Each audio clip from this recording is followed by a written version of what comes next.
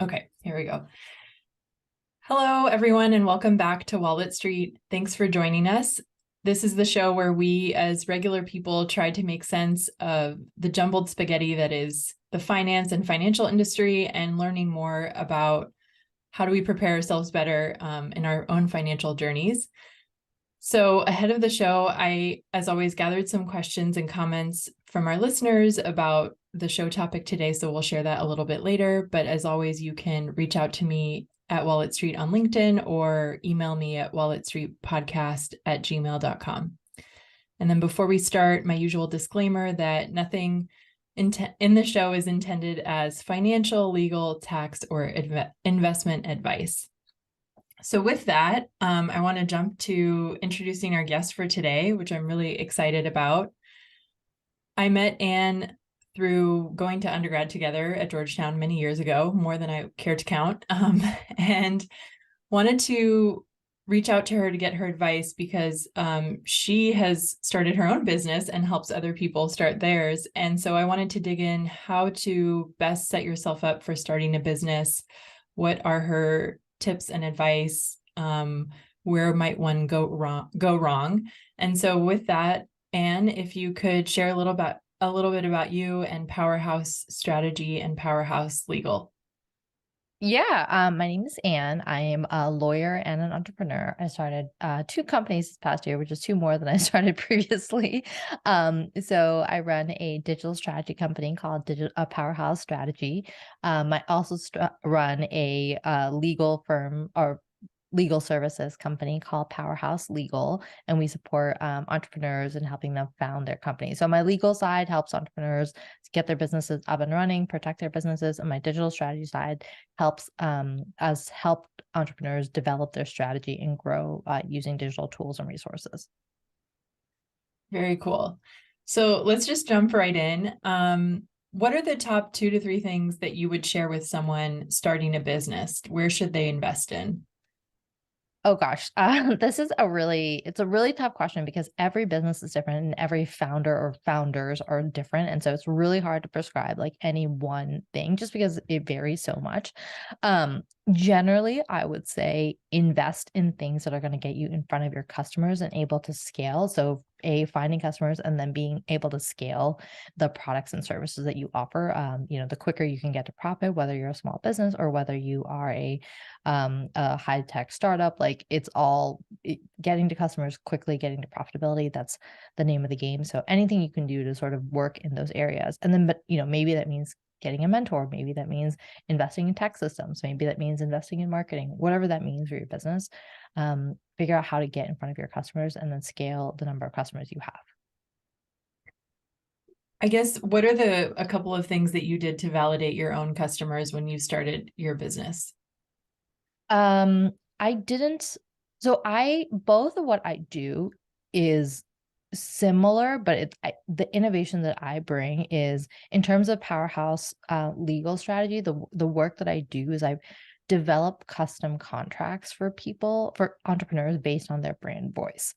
And I have contract templates that new entrepreneurs, online business entrepreneurs, can purchase, and those contracts are user friendly. I'm able to write them in a way that anyone can read them and understand, so it's not full of legalese.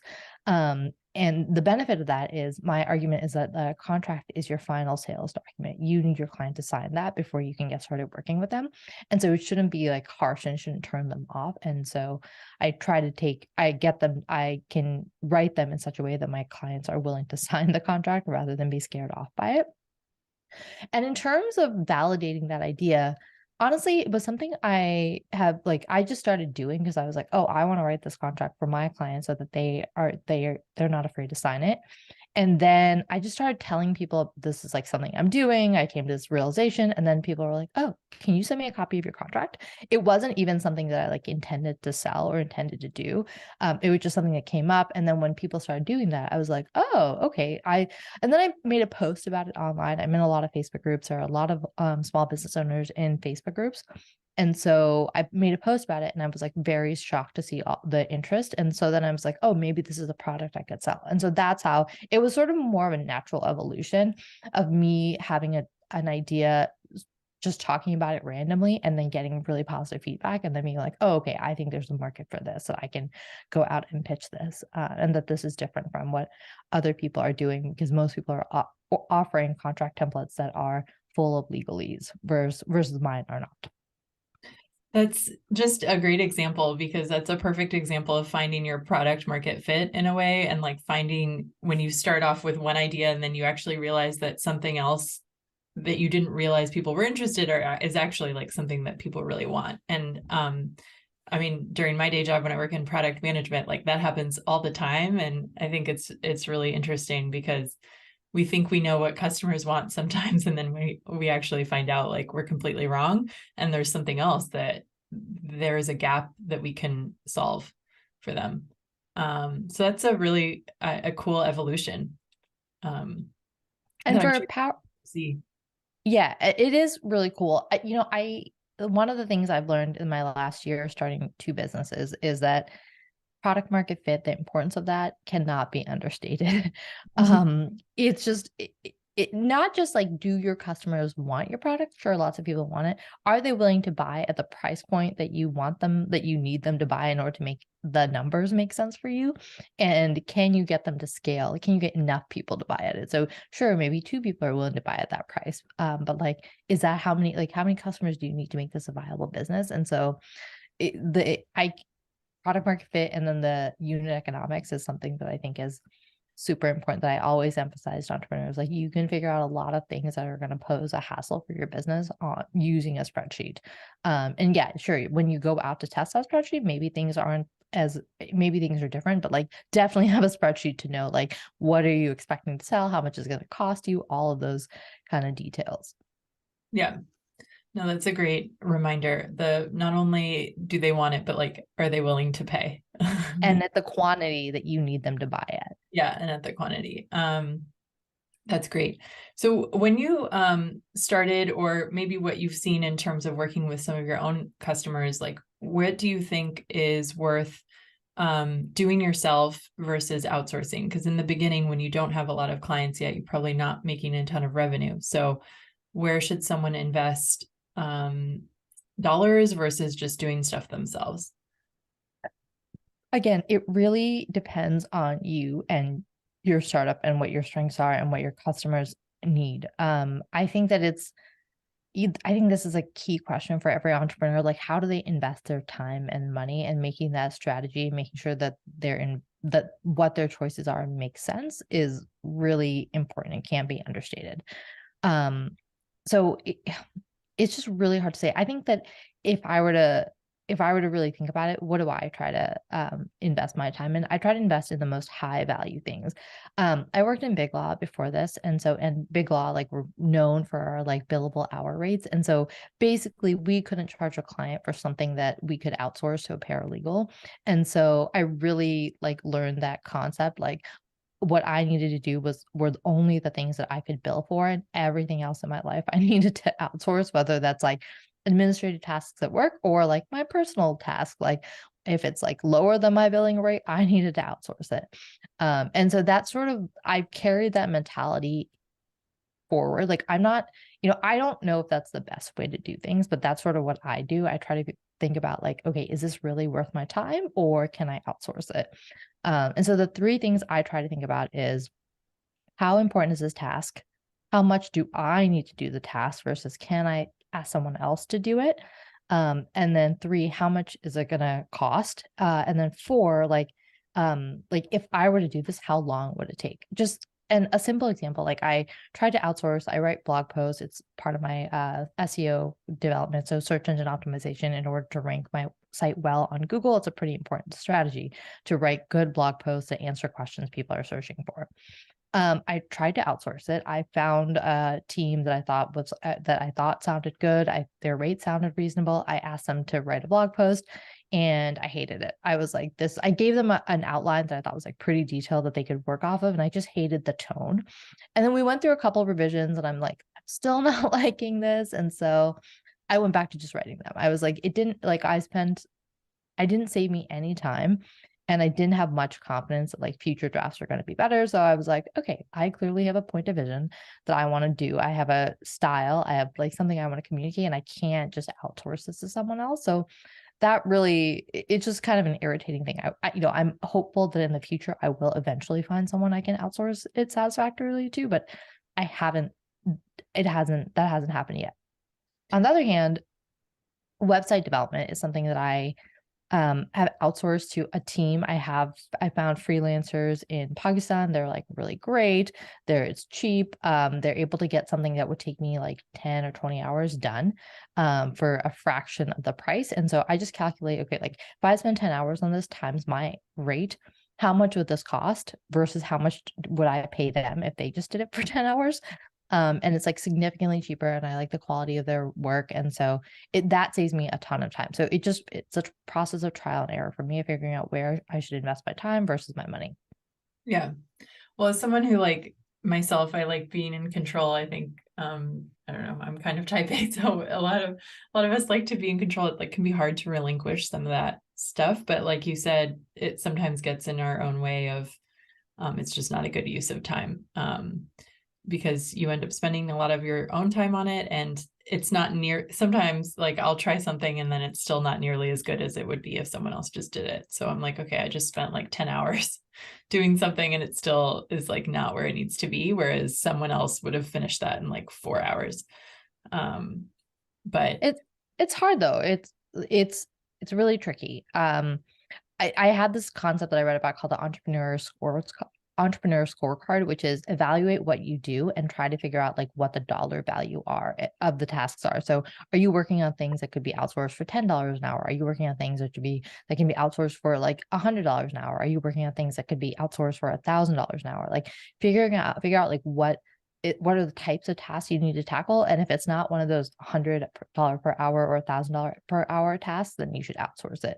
I mean, obviously that's based on like how much money do you have to spend? What's your runway looking like, right? So all of these things are so they really vary. And it's hard to have I think it's hard to have a good rule, but these are just different frameworks I use to think about all the tasks on my weekend, like to really spend time strategically being like, this is how I'm going to spend my week. Is this worth it or not? yeah. Well, that kind of leads me into some of the templates that are available. And you already mentioned actually legal templates that you provide, but is some of that templating, whether it's like website, Canva for marketing, legal templates, what's your take on like how to figure out if that's something you should maybe just use the template, or should you hire someone for more bespoke work? Or do it yourself. Obviously, some things we just don't have knowledge in. If you're not a lawyer, you're not going to probably write your own legal template. But when to know just to use a template versus like more, in the weeds work. I think if you can get away with it, use a template. When you're starting a business and when you're an entrepreneur, like maintaining your money, keeping a runway is so paramount that like if you can save money with the template, go for it. In fact, I'm like, that should be your default. And if that template doesn't work for you for whatever reason, like for example, say you need a more complicated legal document than a contract template. That's like templates are usually very basic and usually things that can be applied to like multiple people pretty easily. But like if that's not going to work for you, if you're in a high risk business and you need something much more custom, then yeah, get something custom. But like if you can get away with it, definitely look around for a template, especially for any of your marketing or any of your legal needs. Like there should be like a template that you can start out with, and then from there maybe you want to customize a template and like hire someone to do that. That's like a lot cheaper than having someone make you a brand new logo. Like just pop into Canva and do it in like 30 minutes. Like that's really easy and cheap. But like especially with marketing materials, like you definitely don't need anything custom for at least the first 2 years in business. Like you should be able to make do with what templates are. If it's something more technical, like a website or something, that's like a little bit of a different question depending on your services. If you're a lifestyle brand or a lifestyle business, you should be able to make do with a template. And if you're a high-tech startup, like you probably need a more custom solution. But those are sort of the different categories I think of. Go with a template whenever you can. And if you need to customize it from there, then do that. What is something that now looking back when you first started the business that you wish you had, that you invested in, that you wish maybe you had waited on, or maybe that you invested too much time on and like wasn't really worth it, at least in the beginning? Yeah. So this is something that I made a classic mistake, which I didn't realize was a classic mistake, but it is a classic mistake. I made too many business cards. I was going to this event and I was like, oh, I'm gonna like print out like 300 business cards. And I was like, this is gonna be great. And then I ended up using a small fraction of those business cards. And then two, like my business quickly changed its name and marketing and all of those kind of things. And so none of those business cards, I just ended up throwing out like, I don't know, like 250 of those business cards. So not a huge loss, but like it taught me a really important lesson of like when you are a first or second year entrepreneur, you're going to pivot a lot. And so when you're making these marketing materials, you don't necessarily have to invest like super heavily and get like tons of copies. Like anyway, this is classic business. I got a bunch of business cards, or like a lot of founders are really concerned with like, what if my website crashes? If I get too, like, I launch and what if my website crashes because I get too many visitors? And being like, that's such a laughable problem that it's And just a good something that, problem to have. Like if you face that problem, you're doing something right, I guess. So right. But like every entrepreneur worries about it, but it's like so overblown. It like never happens. And so again, I made this mistake. Now realize it's like a very classic mistake. I hear it mentioned in a lot of like entrepreneurial things. Like, so these are sort of the rookie mistakes that I think that like when you do your first business, you learn all of these things. And so subsequently you can do better.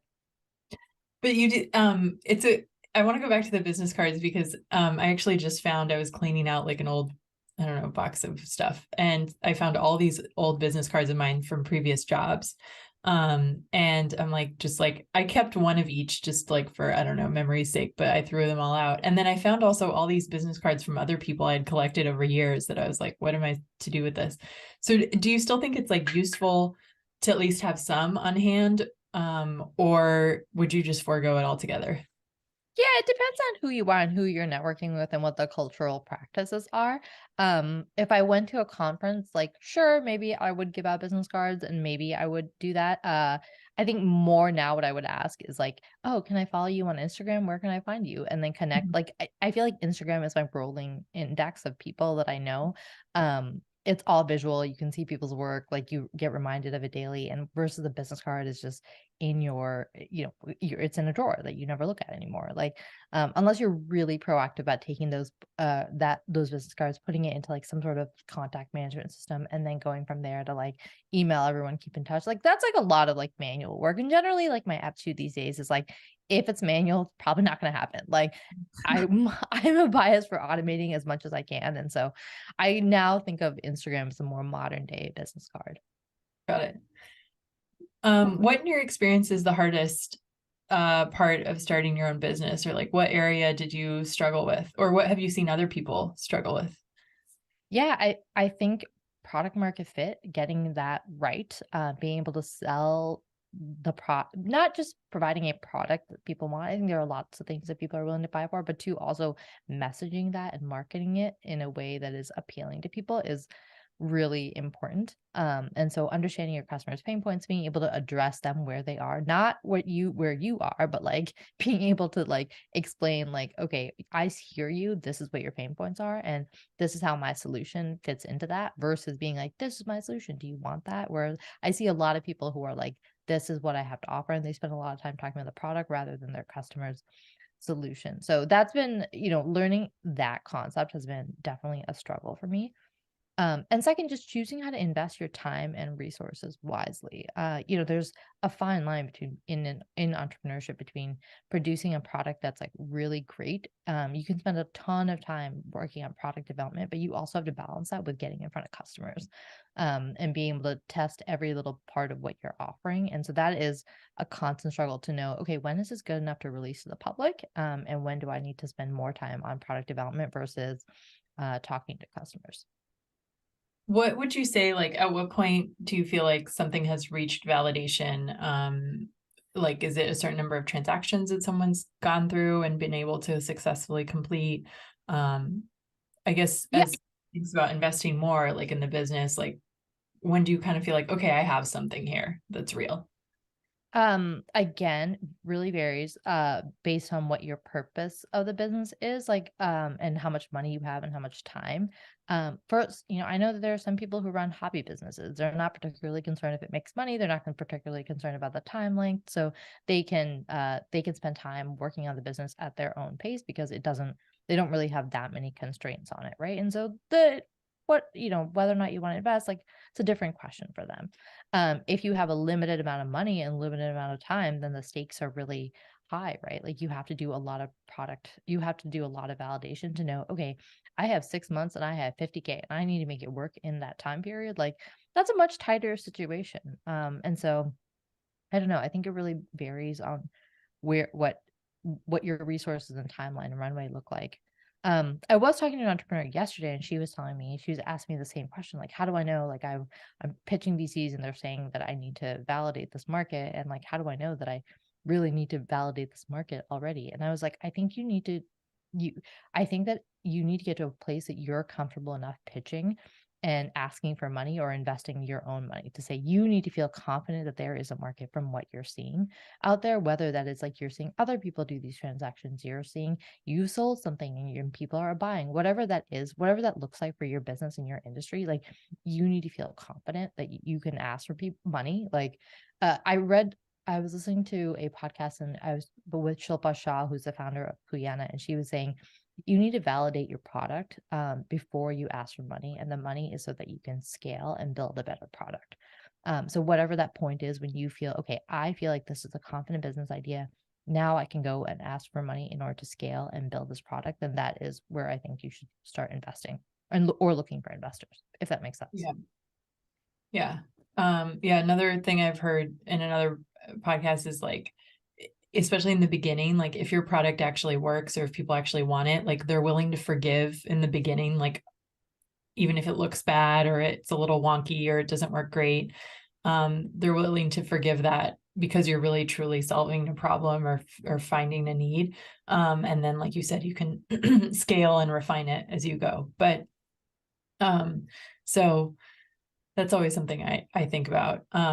Would anything to keep in mind if someone is building a lifestyle business versus maybe more of a tech startup or a startup in general that they're looking to really scale versus someone who just wants to be maybe a solo entrepreneur or like maybe just a couple of people that they're managing? Yeah, definitely. I was hanging out with a bunch of tech folks, like, I don't know, a few months ago, and they said something like, um, I forget what they said about venture-backed startups. And I was like, well, aren't most businesses in this country run by one person? Isn't most of it like solopreneurs? And he's like, oh yeah, you're right. Like, and that's like something that I feel like the high tech world like um really ignores. And just to say, like, there's nothing wrong with being a solopreneur. If you're running a lifestyle business, like, good for you. Good for you for building products that people want, building products or services that people want to buy. And so that I feel like that just goes, people overlook the importance of that a lot these days. And I'm not quite sure why. Maybe because high tech startups seem like a lot more sexy and like there's a lot more money in it, or, maybe, I don't know, like some of them, it's much higher risk too. So it doesn't always pan out. So that's the first thing I want to say about that. The second thing is that it really varies in terms of what your goals are. I think with a small business or a lifestyle business, your goal is to get in front of your customers and make sure that you make profit enough to sustain yourself. So just make it, get enough customers to purchase to cover your expenses and your living expenses and have a salary that you're satisfied with. I think for a high tech business, it's much different because I think you have to get a lot of people, you have to get a lot of users usually in order to make any sort of profit. And you have to scale rapidly because you're usually working on funding, based off of funding. It's just because it takes a lot of money in order to acquire a lot of customers. And so there's usually, like, you have to think about the time crunch of like what's your runway to get this whatever number of users you need. And you're building often a much more technically complicated solution or product. So you have to factor that into like all of the things that go into building a good technical solution. And then four, you have to you have to factor in funding. Like, you're probably constantly trying to get funding, because this whole process of acquiring a lot of users quickly just takes a lot of time and money. And so those are all the things you have to manage, versus if you're running a small business, you just have to figure out how to get in front of enough customers and get enough people to buy your product to give you the lifestyle you want. So it's a different game. You're juggling more balls in the air when you're running a venture-backed company.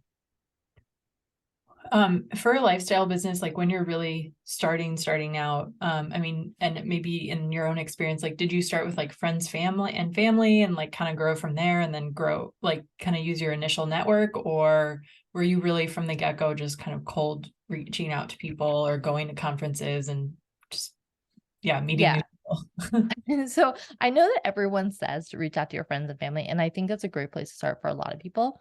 Um, Most of my friends and family think I'm crazy, and they don't know what I'm talking about. Like, because I work with a lot of online entrepreneurs. Most people don't even realize like how the economy works online. Like, there are tons of people who are selling products and services. So they don't know I'm sure that no matter how many times I've tried to explain it, if I try to explain what I do to like my friends and family, a lot of people don't really get it, which, like, they don't have to get it. That's like not what they do. Like, the vast majority of people in my real life have real life jobs. And so they don't like work in this internet world. And so they don't know much about this.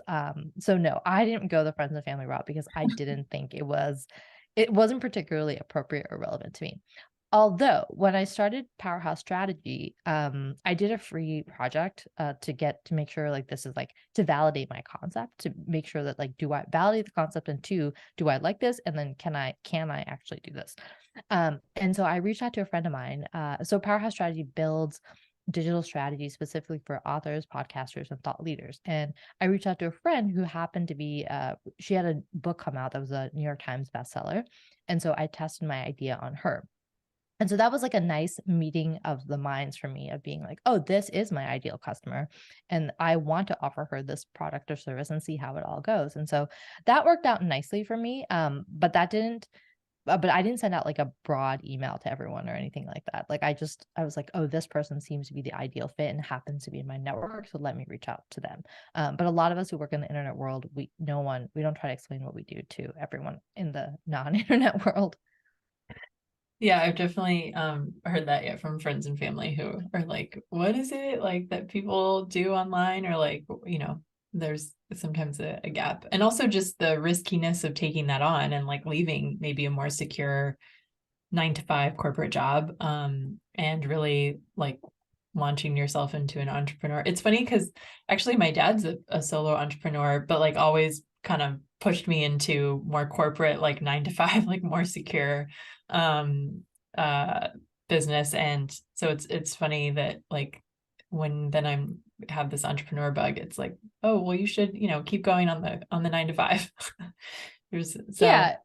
And I think the reason people say that is that I think there's a false sense of security in the corporate world, especially as you've seen with all the layoffs that have happened in the past few months. So I think that is really overstated. And I think there's a ton of opportunity online. Like, the things I have watched people sell, I'm like, oh my God, like, I didn't know, I would have never thought to sell that. Like, just something so specific. Like, I read about, like, I just saw someone, like this woman selling backdrops for flat lays. Like, she paints them custom to like what people want that's reflective of their brand, and she sells them. And I'm like, oh my God, good for you. Like, I would have never thought, like, been like, oh yeah, that's a viable business. But like, that's a viable business for her. And so it's just yeah. kind of like there's tons of opportunities, and like the number of people selling things on the internet is like, will blow your mind if you really get into that world. And so just, I don't think it's that risky. And I do think that there's a false sense of security about being in corporate America. Not, if that's what you like, great, that's what you like. But I don't think one is necessarily safer than the other. How did you, I guess, save up to start a business or to kind of take that jump? How did you kind of prepare? Did you do things in parallel, or did you really just Yeah. like jump quick and go into the deep end right away? I want to preface this by saying that I'm not a great saver. Like, I wish I was. I wish this was a strong skill set of mine, but it's not. And I want to be like very frank about this, just I so think like that's I don't great, to be honest give about it. anyone like false ideas that I'm like this incredible saver. I'm not. And so Honestly, first I want to say that like I think I come from a place of privilege, and so I have a lot of opportunities. My parents paid for my undergrad and law school, and that was a huge benefit. I know not everyone has those kind of resources, and so that really did set me up well. I think I worked in big law. I made a decent salary. I was often working too much to spend any of it, not because of my own willpower, but because it's like my time constraints. And so I had that. And also I was married, my husband was making money too, and so we had a dual income, and so that was kind of that was a part of it as well. And so all of these things, I think a lot of it honestly is just from a place of privilege. Not that I didn't work hard, not that I didn't make my own money, but like the privilege really enabled me to be able to save up more and to be able to spend it on my business. So I always knew that that I was going to leave big law, that I was going to pursue some sort of entrepreneurial thing. I didn't know quite what that was going to look like, but I like had a sense that like that was going to be my next goal. And I wish I had been more targeted about saving, knowing that that was going to be my goal. Like I knew that was going to be my goal, and I knew that like, oh yeah, I should save more money. And I'm not, it's not something I'm really generally great at saving. And so I took whatever money I had, and then I've been working on building my business, knowing that it could take some time to develop fruition. So I don't really have any great tips for you. I think the best thing that I did was I remember at one point I had like a portion of my salary going to a different account that I didn't use. And that's where like it's like separate from my investments, separate from my other savings. Like it was just going, a little bit was going there. And then one day I was like, oh, I'll just check that amount. And I was like shocked to see how much money had sort of built up in there. And that's what's worked best for me, just having it direct depositing into a different account that like I don't access for my daily spending or my monthly needs or spending needs. So that Yeah, worked for me. great. Any resources that you found really helpful, like while or that you still find helpful that you refer to, like any good books or podcasts, or even things that you might share with your own customers, that people should seek out?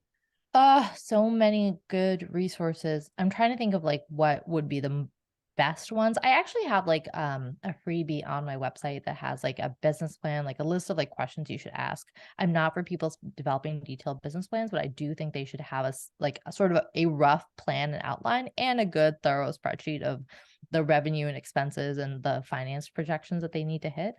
So I have a freebie, and it has all of these questions, and it has like resources that I would recommend. Just off the top of my head, if you're looking into the online business world, Amy Porterfield is a great person to follow. She has a lot of stuff. She just released a book about how to transition from the corporate world to doing your own business online. So that's really helpful. Pat Flynn has a great podcast about something similar about building your presence on YouTube and via podcasting. If Jenna Kutcher has a great this thing called a podcast lab, which she's like known as one of the OG female business podcasters. And so those are great resources. In terms of more general tech startup entrepreneurship resources, I just like listening to a lot of podcasts. And I really like podcasts that get more nitty gritty. For example, the one I really like right now about female entrepreneurs, clearly I have a theme in my life, female entrepreneurs, I'm listening to is Behind Her Empire. And it talks to a lot of entrepreneurs who have, I think, gotten funding for their ventures and done like more riskier things rather than lifestyle businesses. And what I really like about it is it drills down. The host Yasmin, she really drills down into the specifics. Like, what was that like to go out and get funding? Like, what were those first few months like? How did you make the transition? What prompted you to quit? Like all of these really in-depth questions. And so those are just some general resources. I just finished the book Tribe of Mentors by Tim Ferriss, and I thought that had really great entrepreneurial advice. Just he interviews a bunch of successful people in various fields about their general career advice, and I always found it, and I found it pretty helpful.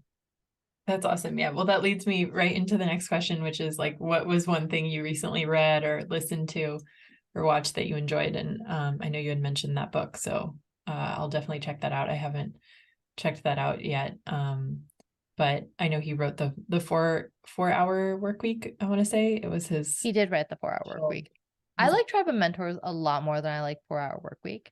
Um, Oh, and the Mom Test, that's another great book I read about, like, how to validate your idea and how to do market research. And the point of the book is a lot of entrepreneurs ask leading questions that get their audience to essentially say, yes, I would buy your product, when really you should ask more open-ended questions to understand users' lives and preferences. And so they're better able to tell you if they would actually buy your product without forcing them to just say that out of politeness. And so I thought that book was really helpful.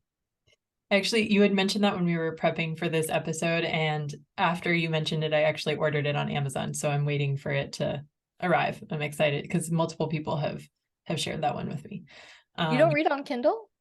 I do read on Kindle too, but we had to wait on the library. And I was like, well, I think for books that I really feel like I'll go back and revisit, and things that I like to highlight and do notes. So for books like that are like productivity or like thinking through business or career, that I feel like, okay, this is something I'll probably have for a little while.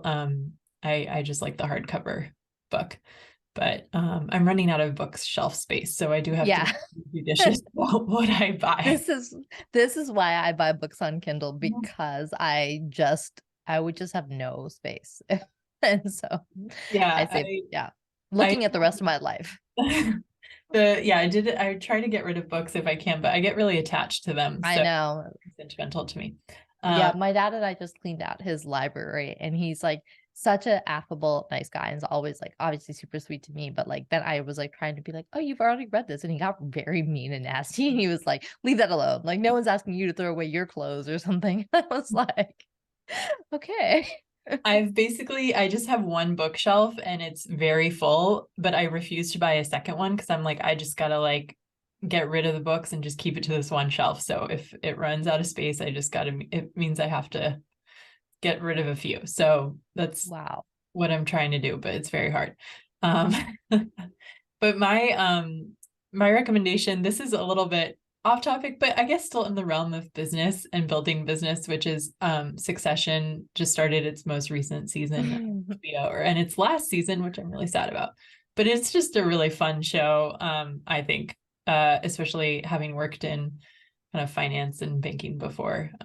It's just a fun like view into that world, into like corporate politics, and family dynamics obviously are at play as well. So Yeah. Charlotte, do you watch Shark Tank?